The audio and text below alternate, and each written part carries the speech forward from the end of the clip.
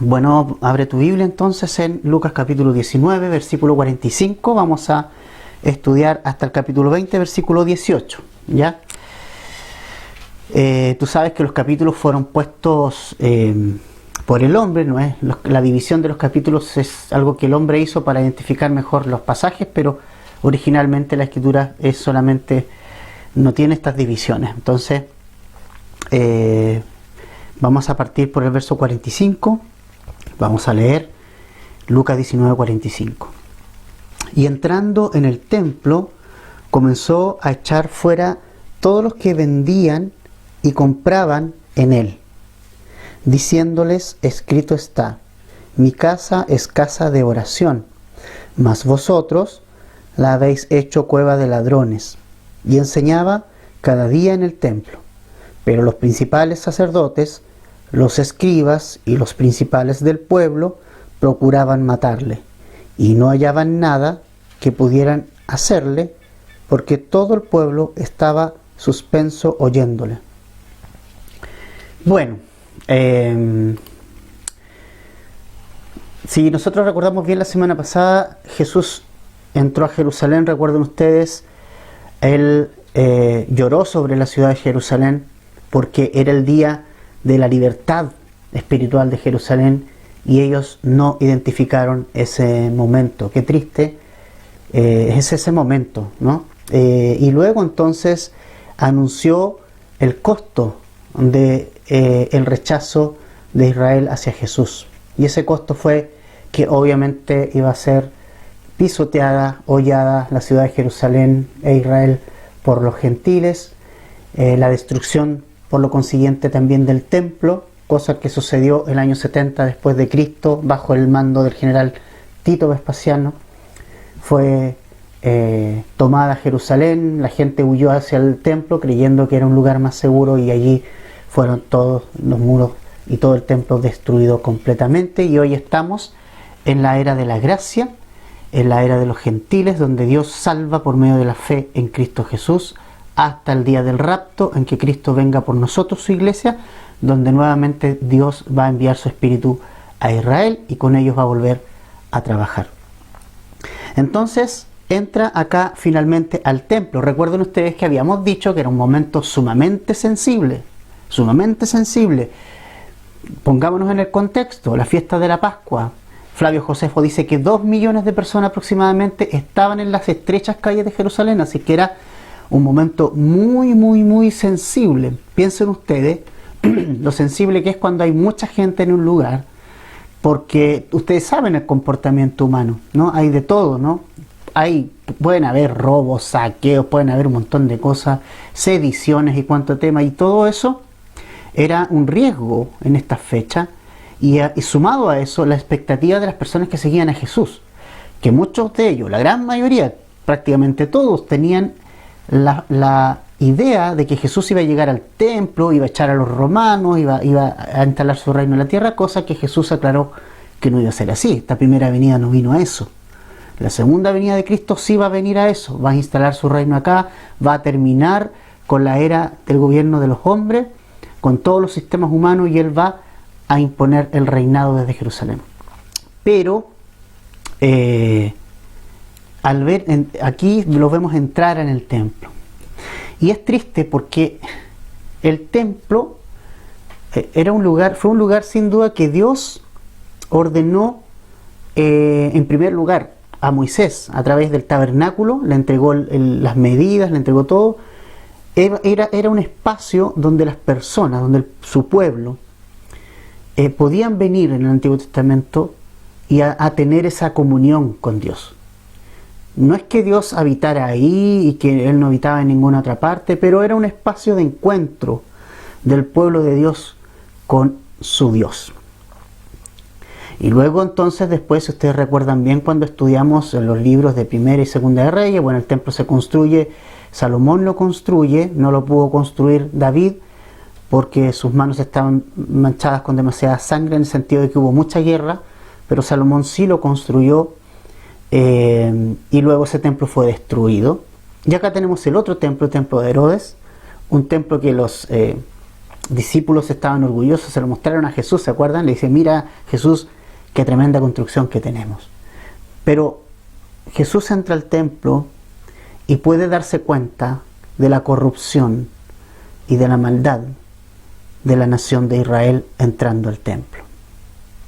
¿Sabes qué? Esto es bien interesante. Tú puedes darte cuenta de cuán malvado está el mundo observando el estado de los hijos de Dios. Si observamos el estado de la iglesia, nos vamos a dar cuenta cómo está el estado del mundo. O sea, en el fondo lo que Jesús se da cuenta al entrar, a ingresar al templo, fue que había maldad, que había corrupción, y no es la primera vez que lo observa. Porque allí, entrando al atrio de los gentiles, ese que era un espacio en que era exclusivamente para que la gente no judía, que era piadosa, habían muchos, habían romanos que eran piadosos y que simpatizaban, podríamos decirlo de alguna manera, con el Dios de Israel, y ellos tenían ese espacio para entrar, para orar a Dios, para invocar su nombre. Recordemos que todavía Jesús no había muerto en la cruz, entonces el templo era ese espacio para ir e invocar al nombre del Señor aquí, en este lugar.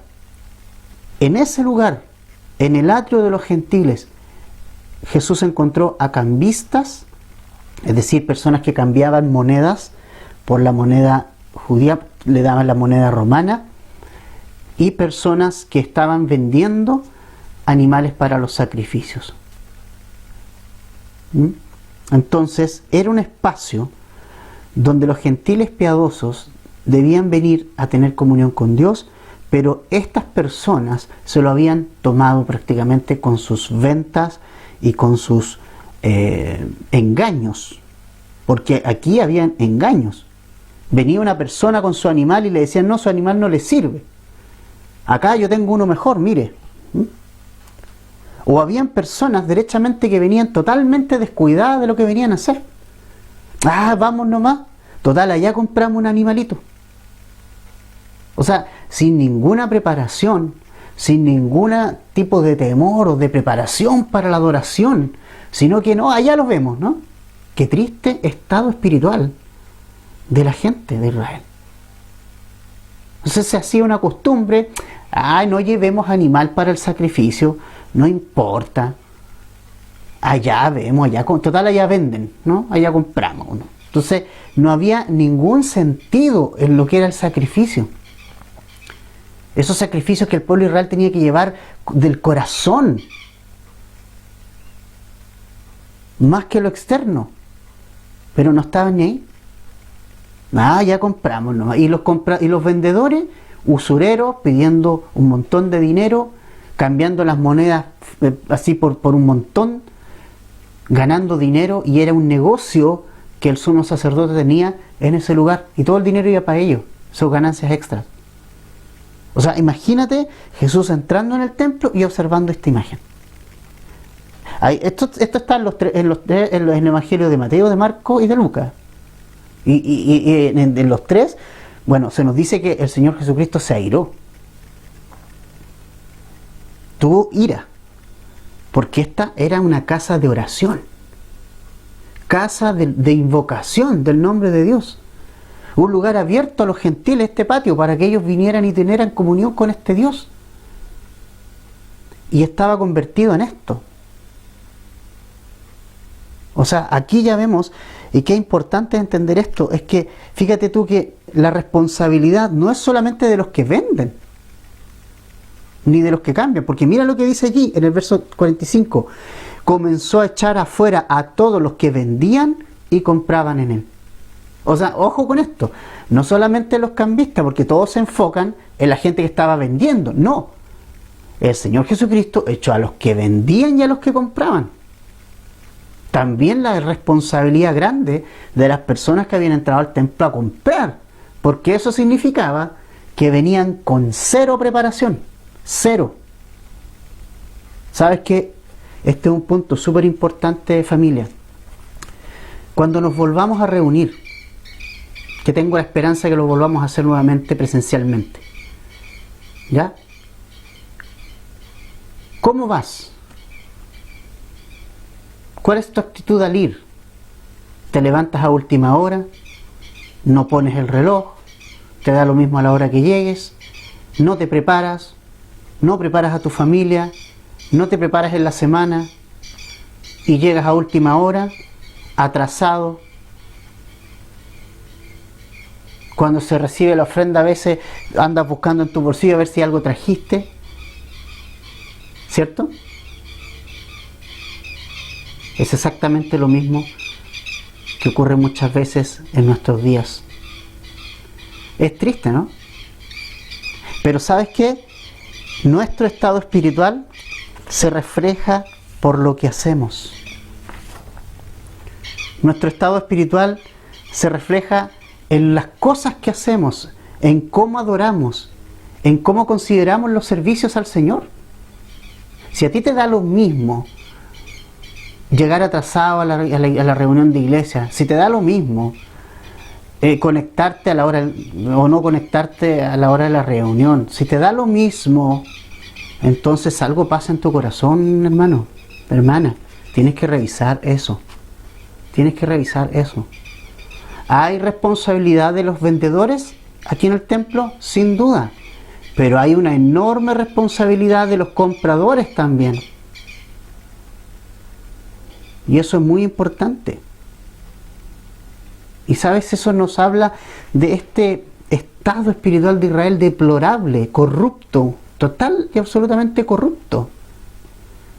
Los sacerdotes, los principales, los que debían ser las personas que llevaran a las personas hacia una relación con Dios, estaban en esto metidos en los negocios, manchando sus manos e impidiendo que el verdadero propósito del templo se cumpla. Un espacio donde la gente pueda venir a adorar al Señor.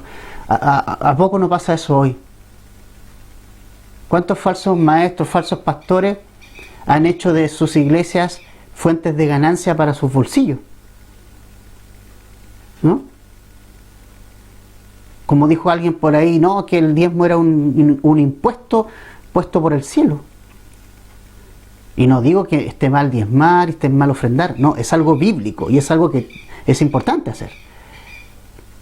Pero no es para llenar el bolsillo del pastor o del liderazgo. No es ese el propósito. Y creo que es muy importante ver esto, familia, porque en la vida espiritual de Israel se resume en lo que pasa aquí.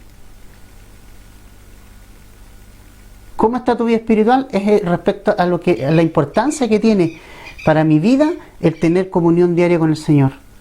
¿Y qué significa para mí mi congregación local? ¿Qué significa para ti en la iglesia? ¿O es una cuestión que sobra nomás en tu vida? Que puedes llegar a la hora que quieres, que puedes escuchar lo que quieres, a la hora que quieres. ¿Te fijas? Eso muestra un estado espiritual. Y en que, aunque queramos o no, si tú no te congregas, eso es una evidencia de una vida espiritual que no está como corresponde. Una vida espiritual que está corrompida. Revisa tu corazón. Si no deseas congregarte, es porque tu vida espiritual está verdaderamente en un estado deplorable. Israel tenía un gran templo, muy lindo. Ellos estaban orgullosos de ese templo, pero espiritualmente era una nación lejos de Dios. Lejos de Dios. Isaías 29:13, leo en la versión, por si acaso, por si es distinta, la Nueva Biblia de las Américas, dice así: dijo entonces el Señor, por cuanto este pueblo se acerca a mí con sus palabras y me honra con sus labios, pero aleja de mí su corazón y su veneración hacia mí es solo una tradición aprendida de memoria. Qué terrible. Este es el estado espiritual de Israel. No puede tener otro estado si está rechazando a Cristo. Lo está dejando afuera. ¿Se acuerda de la iglesia, la carta de Apocalipsis a la iglesia de la Odisea? ¿Se acuerdan de eso? Vaya por un momento, Apocalipsis.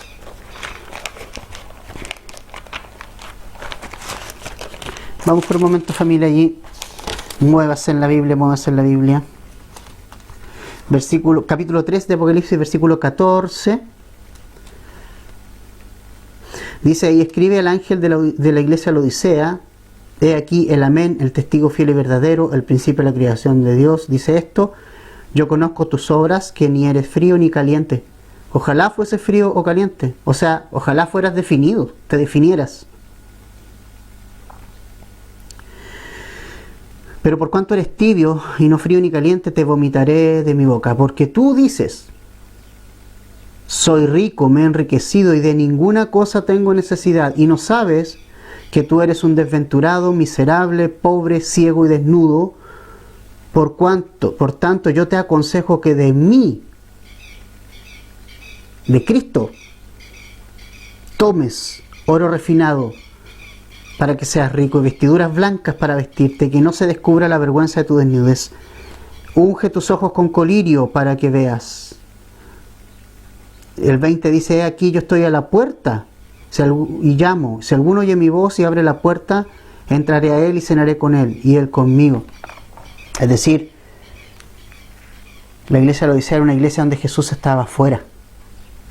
Increíblemente. Increíblemente. ¿Ah? Era rica, tenía de todo. Un buen local, su buena amplificación, su buena plataforma.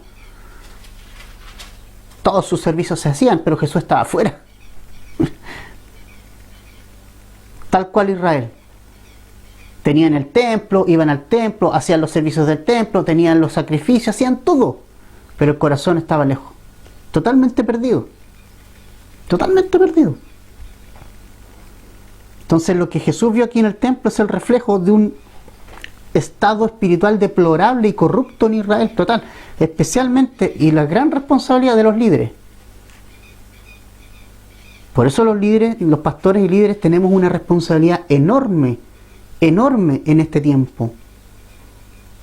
Y mi responsabilidad no es quedar bien no quedar mal con nadie. Mi responsabilidad es enseñar la palabra de Dios, aunque quede mal con alguna persona. Yo no estoy llamado para ser políticamente correcto, estoy llamado para enseñar las Escrituras. Aunque eso no signifique que me pegue un round con alguno de ustedes.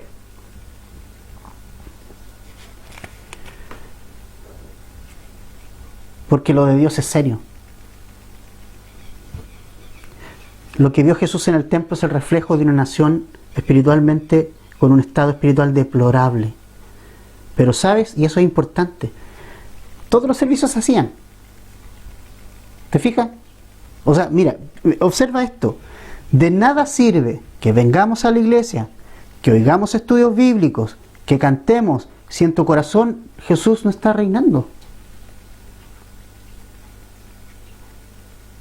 O sea, todo lo que tú hagas religiosamente no tiene valor si espiritualmente, si tu estado espiritual es deplorable.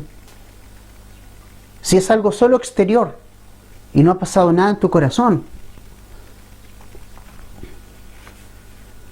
Ahora, ¿qué vemos nosotros en esto que hemos visto acá? La autoridad de Jesús. O sea, Jesús tiene la autoridad de hacer lo que hizo. Porque uno mayor del templo está acá. Y esa persona mayor que el templo era Jesús mismo. Recordemos que Él es la imagen del Dios invisible. A Dios nadie la ha visto jamás, nunca. Todas las apariciones de Dios en el Antiguo Testamento son las apariciones de Cristo.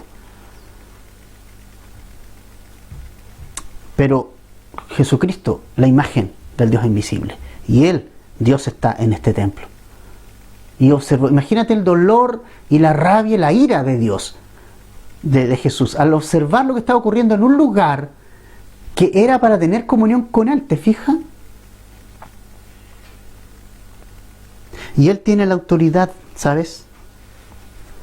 Ahora, ¿sabes qué es lo más triste? es que no es primera vez que el Señor Jesucristo purifica el templo. Antes lo había purificado nuevamente. En Juan capítulo 2, versículo 13 al 17. Juan capítulo 2, versículo 13 al 17. Después de Lucas está Juan, anda ahí. Capítulo 2 de Juan, Evangelio, versos 13 al 17, dice: la Pascua de los judíos estaba cerca, y Jesús subió a Jerusalén. En el templo encontró a los que vendían bueyes, ovejas y palomas, y a los que cambiaban dinero allí sentados. Y haciendo un látigo de cuerdas, ¿te fijas que es una situación diferente?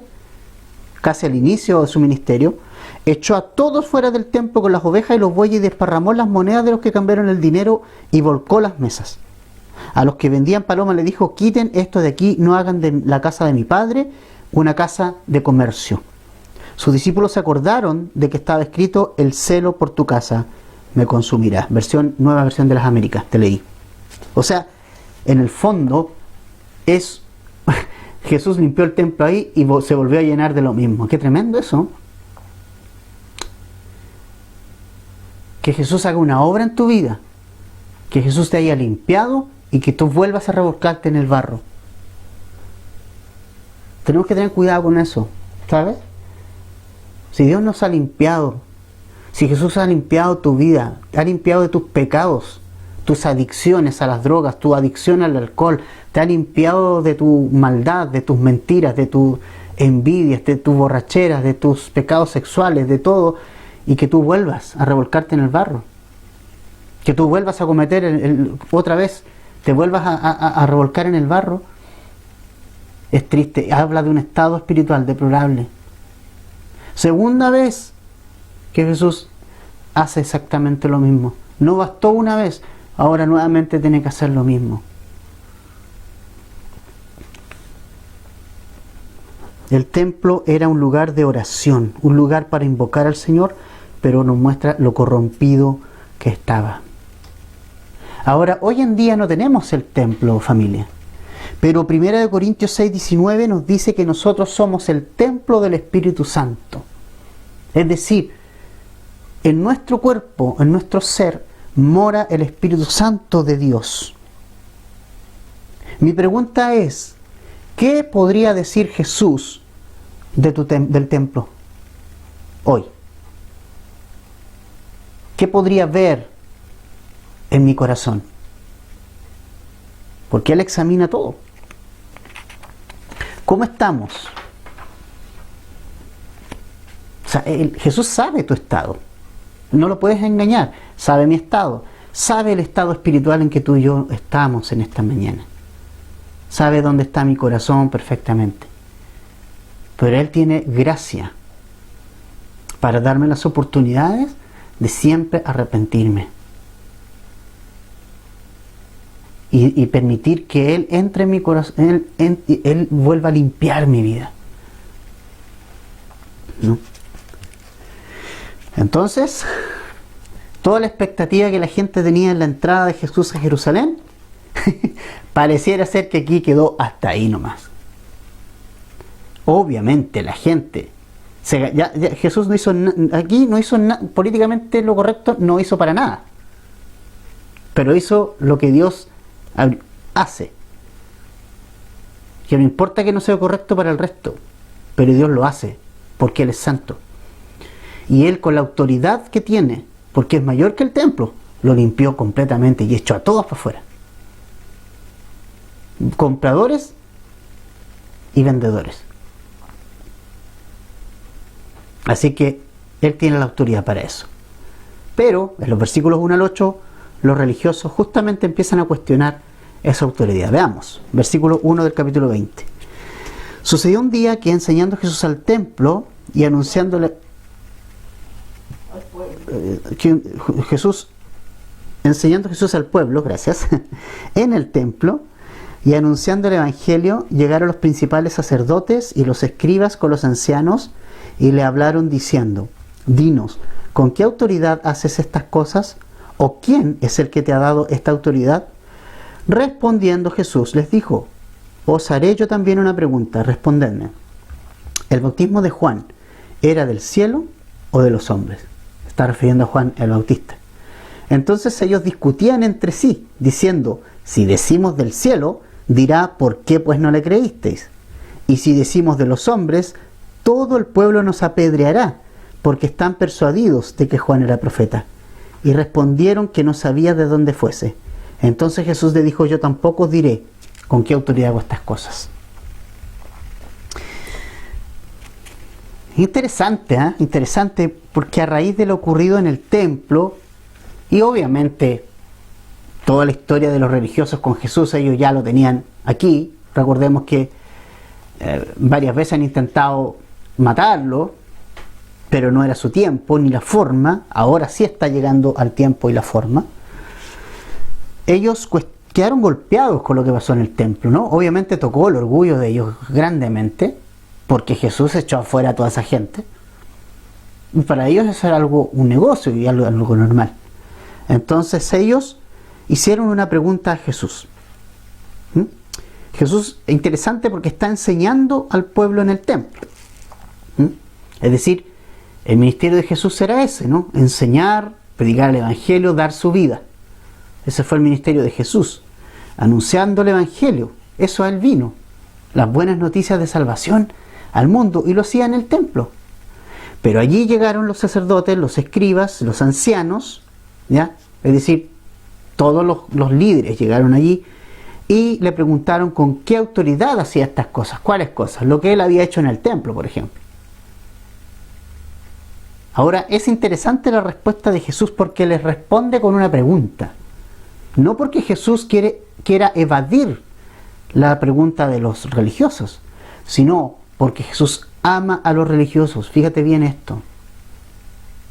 Y les quiere dar una oportunidad. Y los encierra, les hace una encerrona grande.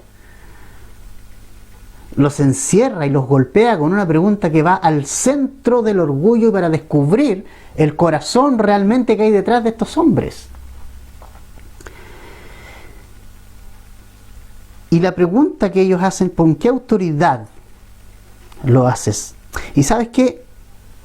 Es importante que veamos que no toda pregunta a Jesús son preguntas que se hacen con motivaciones correctas. Porque aquí los religiosos, ellos no quieren salir de la duda. ¿Se entiende? O sea, ellos no están preguntando porque quieren saber la verdad. Ellos no están preguntando no están preguntando porque desean conocer de Jesús la verdad para poder practicarla. No, ellos están queriendo dejar mal a Jesús. Ellos lo que quieren buscar es encontrar algo para acusarlo. Ellos quieren quedar bien con la gente y que la gente diga que sus argumentos son los correctos. Pero estos religiosos no están en busca de la verdad. No están en busca de la verdad. ¿Y sabes qué? Cuando tenemos dudas y cuando tenemos preguntas, y estas son para conocer la verdad de Jesús, para aplicarlas en mi vida, no hay ningún problema con eso. Jesús no tiene problemas con que nosotros le vayamos a preguntar. Jesús no tuvo problemas con que sus discípulos le preguntaran, salieran de dudas. No tiene problemas con eso. Él va a responder nuestras preguntas sinceras, honestas, con el ánimo y con la finalidad de conocer la verdad. Jesús tiene las respuestas. Y siempre tuvo esa disposición de, ante cualquier duda de sus discípulos, responder a esas dudas, animarles, llevarlos a la verdad. Pero hay personas que solo preguntan con una motivación incorrecta. No quieren conocer la verdad. No la quieren conocer. Simplemente preguntan de manera hipócrita. Y eso es lo que está pasando aquí. ¿Sabes qué? Si una persona ha resuelto no creer la verdad de Jesús, por más preguntas y debates que hagas con esa persona, su corazón incrédulo nunca se va a saciar. ni va a quedar conforme. Porque ha resuelto no creer.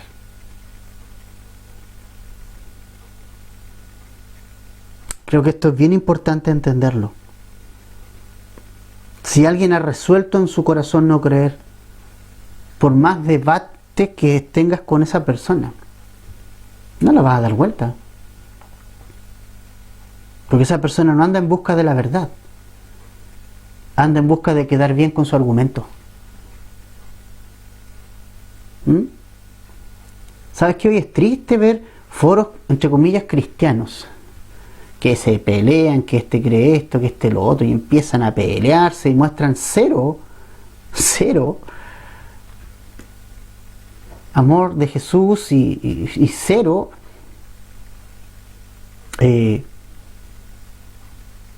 espíritu de paz que hay en el corazón del cristiano. Todo controversial. Y ¿sabes qué? Muchas veces, ¿por qué preguntas? ¿Cuáles son las intenciones de nuestras preguntas a Jesús? ¿Son realmente porque quiero conocer la verdad? Otra persona que le hizo preguntas a Jesús, lo vamos a ver más adelante, es Pilato. ¿De dónde eres? ¿Quién eres? ¿Qué es la verdad? Él no estaba ni ahí con la verdad. No quería conocer a Jesús. Solamente se preguntan nomás. No toda persona que pregunta es porque desea conocer la verdad. Lo importante es que si yo voy a preguntar a Jesús algo, o hago una pregunta, sea para conocer la verdad de Cristo en su palabra. Entonces, ¿cómo responde Jesús a estas preguntas? Que sabe Jesús que se la están haciendo con malas intenciones. Jesús les devuelve una pregunta a ellos que los golpea firmemente. ¿De dónde el bautismo de Juan el Bautista era de Dios o era de los hombres? Esa es una pregunta, un golpe a la hipocresía de los religiosos. No porque Jesús odia a los religiosos, porque Jesús ama a los religiosos. El amor de Cristo nos confronta, porque Él quiere que nos humillemos y que reconozcamos que Él es el único que tiene las respuestas para nuestra vida. Por eso Él está confrontando a los religiosos con sus propios corazones para que se den cuenta del corazón que tienen y puedan venir a Jesús, cosa que no pasó. Pero esta es una evidencia más del amor de Cristo por estas personas, porque esta pregunta, esta contrapregunta que Jesús les hace, desnudaba las verdaderas intenciones que esta gente tenía.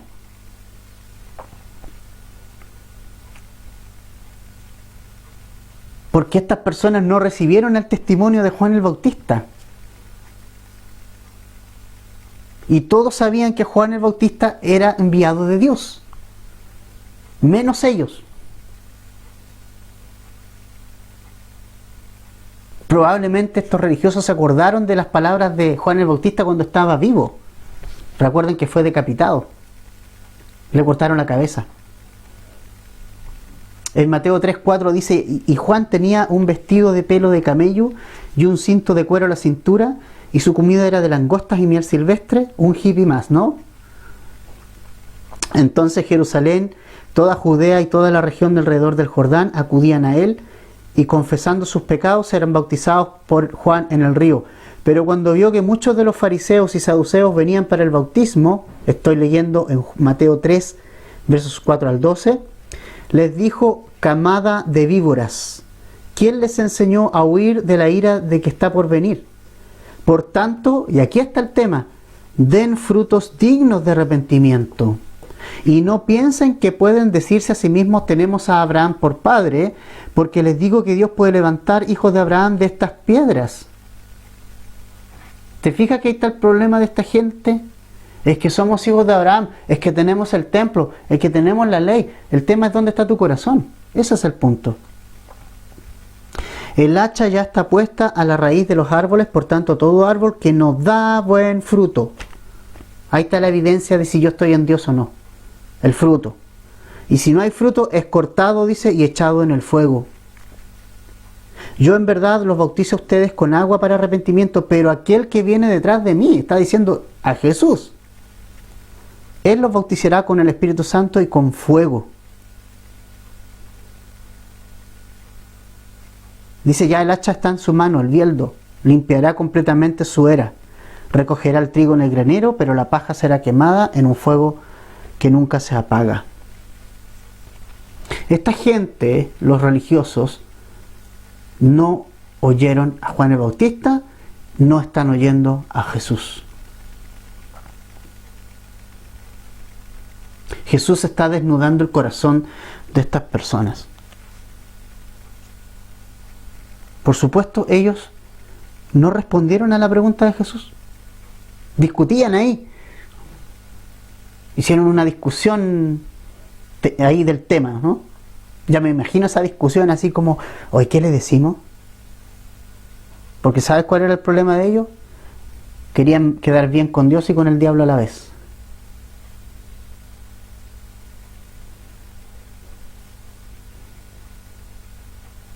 ¿Y sabes qué? Ellos no respondieron la pregunta de Jesús no porque no la supieran, no supieran la respuesta. Ellos la tenían. Ellos sabían que Juan venía de Dios. Y sabían que Jesús también. Íntimamente lo sabían. Pero su orgullo era más fuerte. Versos 9 al 18. Comenzó luego Jesús a decir al pueblo esta parábola. Un hombre plantó una viña, la arrendó a labradores y se ausentó por mucho tiempo. Y a su tiempo envió a los labradores para que le diesen del fruto de la viña, pero los labradores le golpearon y le enviaron con las manos vacías. Volvió a enviar otro siervo, mas ellos a este también, golpeado y afrentado, le enviaron con las manos vacías. Volvió a enviar a un tercer siervo, mas ellos también a este echaron fuera herido. Entonces el señor de la viña dijo, ¿qué haré? Enviaré a mi hijo amado, quizá cuando le vean a él, le tendrán respeto. Mas los labradores, al verle, discutían entre sí, diciendo, este es el heredero, venid, matémosle, para que la heredad sea nuestra. Y le echaron fuera de la viña, y le mataron. ¿Qué pues les hará el señor de la viña? Vendrá y destruirá a estos labradores, y dará su viña a otros. Cuando ellos oyeron esto, dijeron, Dios nos libre. Pero él mirándolos dijo, ¿qué pues es lo que está escrito? La piedra que desecharon los edificadores ha venido a ser la cabeza del ángulo. Todo el que cayere sobre aquella piedra será quebrantado, mas sobre quien ella cayere lo desmenuzará.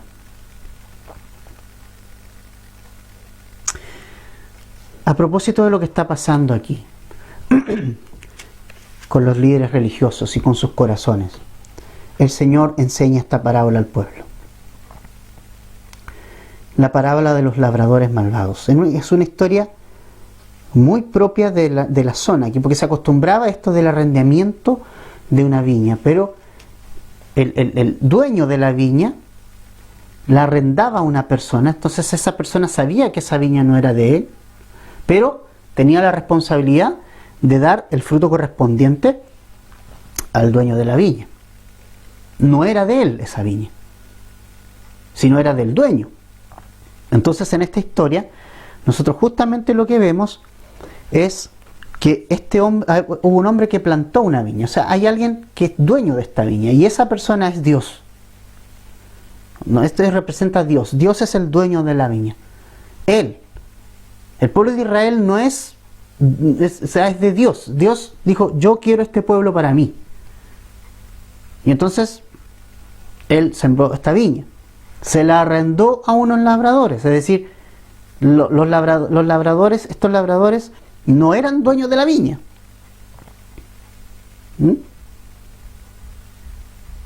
Esos serían los religiosos o los líderes religiosos. Aquí hay simplemente algo que no es de ustedes, pero que ustedes tienen que administrar, pero no es de ustedes, me tienen que rendir cuentas. Interesante.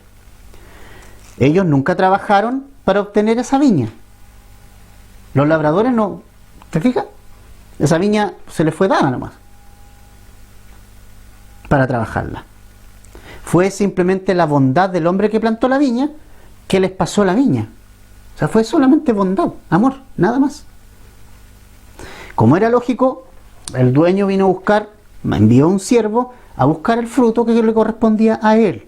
Es lógico eso. O sea, ahí no hay nada, ningún problema con eso. Pero ¿qué pasó? Que estos labradores en esta historia golpearon a este siervo y lo enviaron con las manos vacías. Ahora lo interesante es que se ausentó este señor por mucho tiempo. Por mucho tiempo. Claro, Dios le dio al pueblo de Israel la ley, le dio todo el templo, los servicios, le dijo tomen, administren esto, luego se ausenta y ahora aparece en la persona de Cristo. A buscar fruto. Pero el fruto se esperaba desde antes también. Dios esperaba que Israel diera fruto antes. Envió a profetas. Un profeta, otro profeta, otro profeta, otro profeta. En distintas épocas de Israel le fueron enviados distintos profetas. Y no hubo ningún fruto. Y acá dice que volvió a enviar otro siervo, lo golpearon, lo afrentaron. Volvió a enviar un tercer siervo, esta vez herido, lo echaron fuera. Entonces el dueño dijo de la viña dijo, bueno, voy a entonces a enviar a mi hijo, a lo mejor le voy a tener más respeto porque es mi hijo, o sea, se los voy a enviar. Y finalmente lo que hicieron estos hombres fue hacer una conspiración entre ellos, acordando matar a este hijo y quedarse con una herencia que no es de ellos. Si el templo y los servicios del templo y todo eso no era idea de ellos. Si eso era Dios, no era de ellos. Y lo tenían que administrar a la manera de Dios, no a la manera de ellos. Entonces, en esta oportunidad, el hijo fue asesinado, fue matado. ¿Qué les está enseñando Jesús? Que ahora les está enviando a su hijo, que el Padre le está enviando a su hijo, Dios le está enviando a su hijo, y lo que van a hacer ellos va a ser matarlo. Lo van a matar, lo van a entregar. Y no hubo fruto de parte de estas personas. Ahora, Jesús vino a nuestro corazón y va a venir por nosotros la iglesia. ¿Estás dando fruto tu vida? ¿Cómo está eso? ¿Qué fruto estás dando? Porque el Señor tal cual nos habla una y otra vez todos los días en tus devocionales, te habla los estudios de los miércoles, te habla los estudios del domingo, pero si no te hace eso producir fruto, es porque hay un problema y está siendo tardo para oír. ¿Por qué no damos fruto? ¿Por qué no maduramos? Porque somos tardos para oír. No porque no oigamos la palabra, sino porque somos tardos para oírla, es decir, no la ponemos en práctica. Escuchas estudios, pero no los practicas, no los llevas a tu vida cotidiana. No vas a dar fruto en tu vida si haces eso. Entonces finalmente les envió a su hijo. No solamente lo maltrataron, sino que además lo mataron para quedarse con algo que no era de ellos.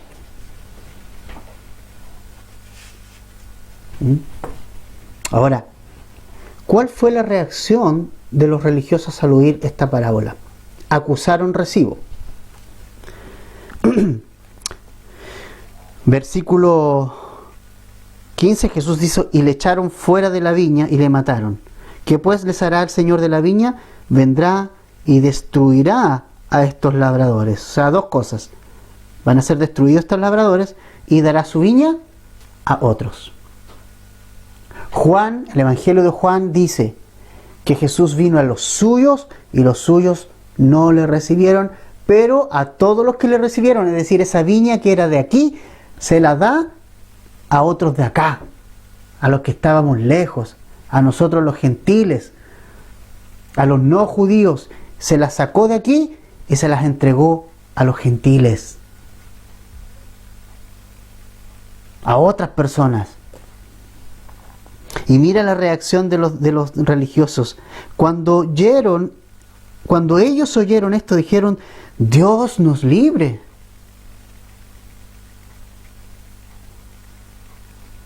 Pero él, mirándolos, Jesús dijo: ¿qué pues? Es lo que está escrito: la piedra que desecharon los edificadores ha venido a ser cabeza del ángulo.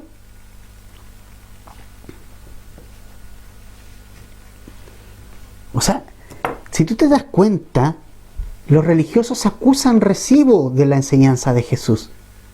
Entendieron perfectamente lo que Jesús les estaba tratando de decir. Pero dice el dicho que no hay peor ciego que el que no quiere ver.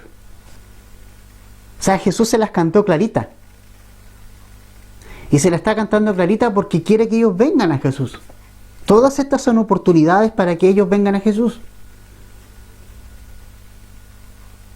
Pero no hay peor ciego que el que no quiere ver. ¿Sabes qué? Mira, yo pensaba esto. Dios puede ser súper claro contigo, súper. Pero cuando quieres y tú has resuelto seguir tu propio camino, vas a ser un ciego que va a tropezar una y otra vez. Puedes entender perfectamente las Escrituras, porque estos hombres entendieron lo que Jesús les quiso decir. Tal vez tú lees y entiendes lo que estás leyendo, pero al igual que estos hombres, no estás dispuesto a creerlo, a ponerlo en tu corazón, a practicarlo.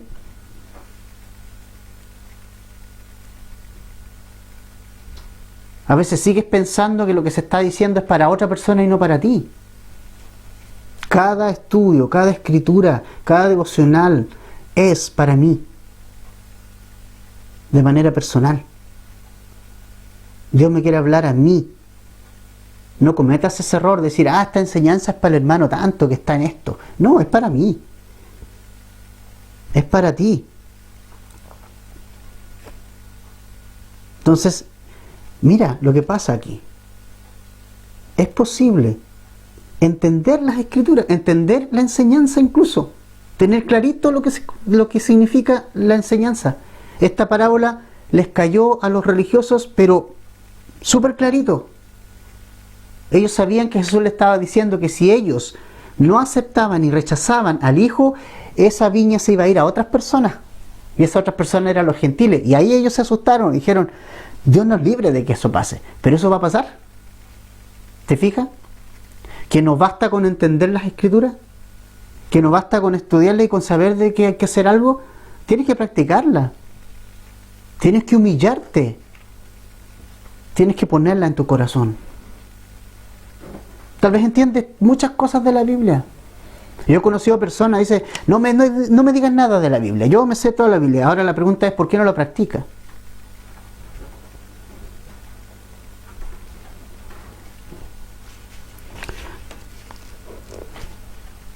Jesús los lleva a la palabra y les dice, y cita el Salmo 118, 22, la piedra que desecharon los edificadores. ¿Quiénes la desecharon? Los edificadores, los religiosos.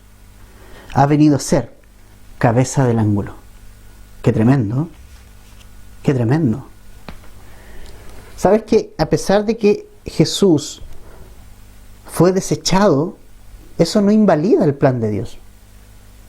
Por el contrario, confirma el plan de Dios. Y Jesús, pese a ser desechado por su pueblo, se transformó en la principal piedra del ángulo, que es la piedra angular, la piedra que sostiene todo.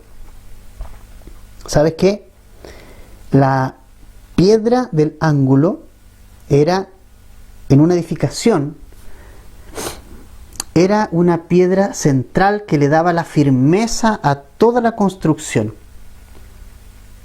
Sin esa piedra angular la construcción se venía abajo. Entonces Jesús es esa piedra angular. Si tu vida y mi vida no están afirmadas en esta piedra, tu vida nunca va a ser firme. Tu vida siempre va a ser un ir y venir, porque no has puesto tus sentimientos, tus emociones, todo tu ser a los pies de esta piedra que quebranta. Y mira que hay algo importante, dos cosas. Todo, dice el verso 18, el que cayere sobre la piedra será quebrantado.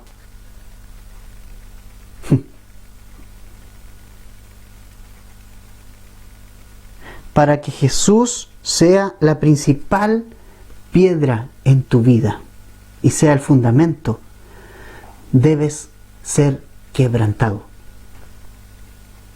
Debes ser humilde. Jesús no va a poder ser lo principal en tu vida si tú no echas abajo tu ego, tu egoísmo, tu orgullo, tu vanagloria, tu carne. Todo debe ser quebrantado si quieres que Jesús sea lo primero en tu vida, el fundamento. Tienes que desechar todo lo que tú crees e incorporar la palabra de Dios en tu mente y en tu corazón. Humillarte. Sin un espíritu quebrantado, Jesús no puede ser tu principal piedra del ángulo. Y cuando tú no caes y no eres quebrantado para venir a Jesús, entonces esa piedra va a venir sobre ti y te va a desmenuzar.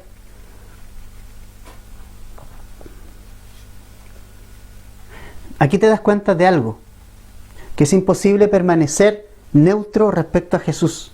Es imposible.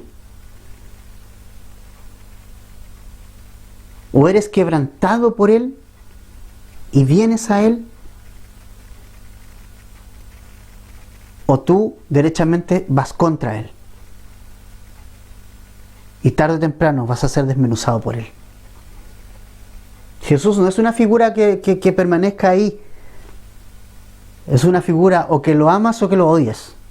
O que lo sigues o que lo dejas. O que te humillas o que te ensoberbeces.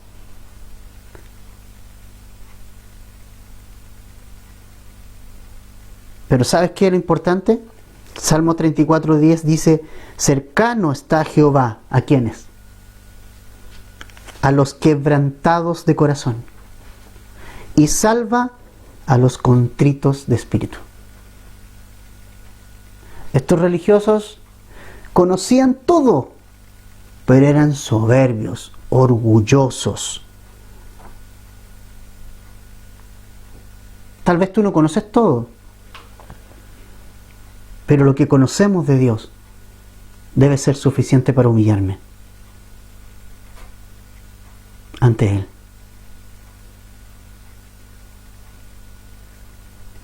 Cercano está Jehová a los quebrantados de corazón. Es imposible venir a Jesús con un corazón soberbio.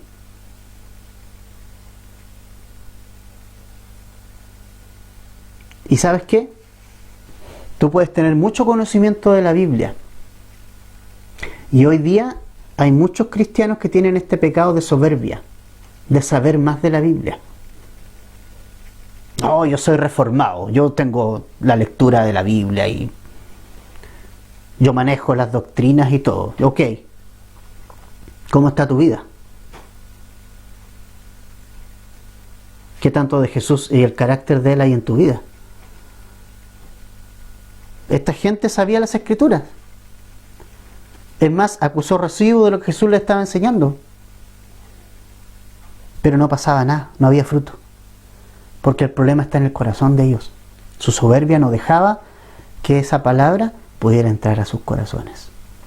Pero cercano está Dios a los quebrantados de corazón y a los humildes de espíritu. Oramos.